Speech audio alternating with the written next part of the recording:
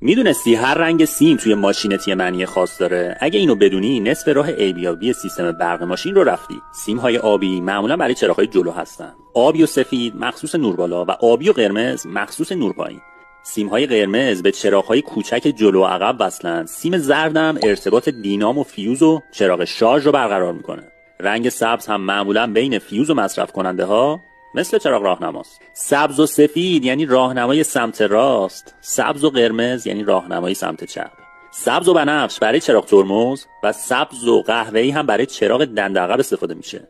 سیم‌های سفید بیشتر به کویل، چراغ روغن و چراغ‌های اخطار وصلن و در نهایت رنگ مشکی همیشه برای اتصال به بدنه یا همون منفی استفاده میشه. قطر یا ضخامت سیم‌ها هم مهمه. هرچی مصرف کننده قوی‌تر باشه مثل فن یا بخاری، سیم ضخیم‌تر انتخاب میشه.